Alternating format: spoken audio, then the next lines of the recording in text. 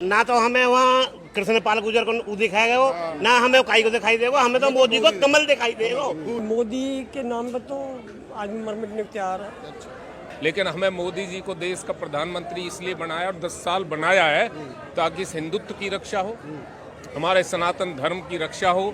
10 साल पहले जब मोदी जी की सरकार नहीं थी तो हिंदू सोया हुआ था, उसको पता नहीं था क्या हो रहा है। लेकिन अब वो हिंदू के अंदर एक जागृति पैदा हो चुकी है, हिंदू समझ चुका है कि हमारी रक्षा कौन करेगा। कांग्रेस ने आज जो जय श्री राम बोलने के लिए इलेक्शन आ गया तो राम याद आ गया। इसी कांग्रेस ने, इसी सोनिया मैडम ने राम मंदिर में सुप्रीम कोर्ट में वकीलों की फौज खड़ी की थी इस राम मंदिर के विरोध में। आज जब मुसीबत, जब गला घुटने लगा तो जय श्री राम नारा यार।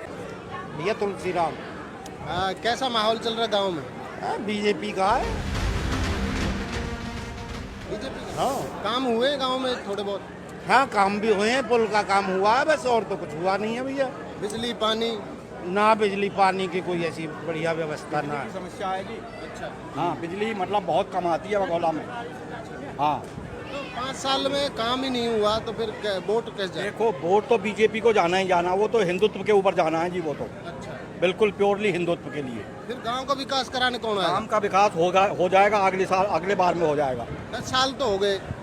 अरे ये तो चलता ही रहता। हमारे गांव में पाइपलाइन आ गई है, पानी की वाटर लाइन डल गई है, जमुना से पानी आ गया है, सारा सब कुछ हो चुका है यहाँ पर।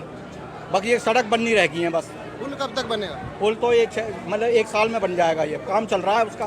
कितने दिन से चल रहा है इसका काम? 1 साल हो गया जी, 1 साल से कंटिन्यू काम चल रहा है उसका। अब मंत्री जी क्या कह के गए हैं, विधायक क्या कह के गए? मंत्री जी आश्वासन देके गए जी आने वाले समय में मतलब जो भी काम अधूरे पड़े हैं वो सबको पूरा करेंगे। क्या लगता है कि लोकसभा का किस तरह का माहौल चल रहा है? लोकसभा का एक तरफा है, गुर्जर जीतेंगे 100%। पिछली क्योंकि काम ही ऐसे, और फिर मोदी के नाम पर तो आदमी मर मिटने को तैयार है। अच्छा जिन्होंने देश के लिए होम कर दिया, अच्छा अच्छा। हम तो एक वोट भी नहीं दे सकते क्या? क्या नाम है? मेरा नाम सर डॉक्टर लोकेश वशिष्ठ है। वशिष्ठ साहब, किस तरह के काम हुए हैं गांव में? देखिए साहब, ये काम होना हो मत हो, आज से 20 साल बाद हमारे बच्चे टोपी पहन के जालीदार नमाज ना पढ़े, हमारी बहन बेटियों को सरेआम कपड़े उतार कर सड़कों पे बेइज्जती ना किया जाए, बलात्कार ना किया जाए, हम उसके लिए वोट दे रहे हैं मोदी जी को। ये आटा, तेल, नमक, पेट्रोल, ये तो रोजमर्रा की जरूरत है। काम हुए ना, बिजली पानी, इनको तो कोई भी समाधान कर देगा। लेकिन हमें मोदी जी को देश का प्रधानमंत्री इसलिए बनाया और 10 साल बनाया है ताकि इस हिंदुत्व की रक्षा हो, हमारे सनातन धर्म की रक्षा हो, हमारे बच्चों की आने वाली पीढ़ियां कहीं मजबूरी में डर के धर्म परिवर्तन करके नमाज ना पढ़ें। अब आप देख रहे हैं, अभी परसों भी, कल भी अखबार में थी, हमारी हिंदुओं की आबादी बढ़ रही है और मुसलमानों की आबादी कितने % बढ़ गई है। कौन हिंदुत्व पे वोट जाएगा? हिंदुत्व, हम सनातनी हैं और हम अपने हिंदुत्व की रक्षा करने के लिए कुछ भी कर सकते हैं। अभी तो हमारे पास मोदी जी जैसे युग पुरुष बैठे हैं, अगर हमें बलिदान स्वयं का भी हिंदुत्व के लिए देना पड़ेगा तो ये हिंदू देगा। क्यों? क्योंकि 10 साल पहले जब मोदी जी की सरकार नहीं थी तो हिंदू सोया हुआ था, उसको पता नहीं था क्या हो रहा है। लेकिन अब वो हिंदू के अंदर एक जागृति पैदा हो चुकी है, हिंदू समझ चुका है कि हमारी रक्षा कौन करेगा। क्यों? मणिपुर वाला जो कांड था वो क्या था? देखो, मैं इस विषय में ज़्यादा नहीं बोलना चाहता, पर मुझे ये पता है कि हमारा देश है और हमारे ही देश में हमें कोई राम राम करने से बोले तो हम सहन नहीं करेंगे। हमारे देश में जय श्री राम बोलने पर आपत्ति है। हमारे देश के नेता जो वंदे मातरम नहीं बोल सकते, भारत माता की जय नहीं बोल सकते, उनका धर्म ईमान क्या है? सब पार्टियों की, भारतीय जनता पार्टी को छोड़ के सब पार्टियों की विचारधारा हिंदू विरोधी है। मैं तो यहाँ तक कहता हूँ 1975 में श्रीमती इंदिरा गांधी ने नसबंदी करवाई, हिंदुओं की करवाई, क्योंकि एक सोची समझी रणनीति थी भविष्य के लिए। मुसलमानों क्यों नहीं हुई? जिस कांग्रेस ने आज जो जय श्री राम बोलने के लिए इलेक्शन आ गया तो राम याद आ गया, इसी कांग्रेस ने, इसी सोनिया मैडम ने राम मंदिर में सुप्रीम कोर्ट में वकीलों की फौज खड़ी की थी इस राम मंदिर के विरोध में। आज जब मुसीबत, जब गला घुटने लगा तो जय श्री राम नारा यार। और मैं आपको पुरानी बात बता दूं, सन 1966 में इंदिरा जी ने एक वचन दिया था सनातन धर्म को, हमारे देश को, कि गौ हत्या पे कानून पे प्रतिबंध लगाऊंगी। जब इंदिरा जी प्रधानमंत्री बनी तो आपकी जानकारी के लिए बता दूं, संसद पे घेराव किया गया था साधु संतों के द्वारा और इंदिरा जी ने वहां सरेआम गोलियां चलवाई थी जिसमें हजारों साधुओं को कत्ल हुआ था। सन 1966।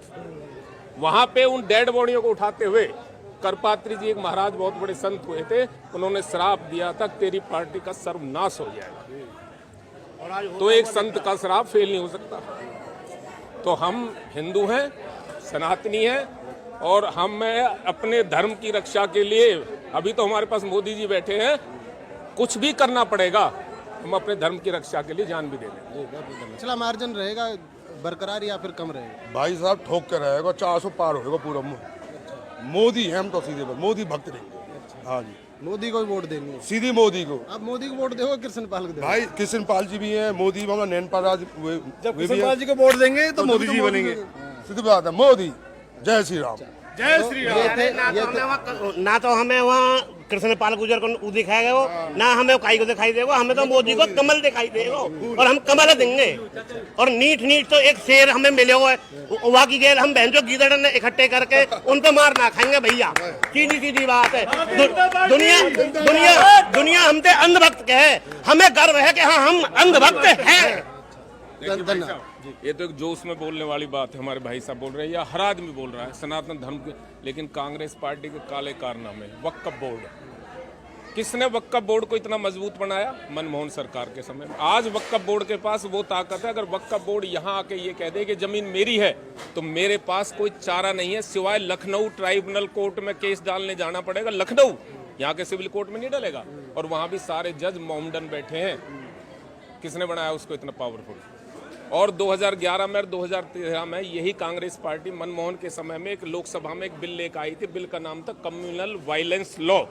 उस बिल का प्रावधान था, अगर हिंदू मुस्लिम में कोई झगड़ा होता है तो गुनहगार हिंदू को ठहराया जाएगा, मुकदमा हिंदू के खिलाफ दर्ज होगा, मुसलमान के खिलाफ नहीं। वो सिर्फ एक बीजेपी के विरोध के कारण वो बिल पास नहीं हुआ।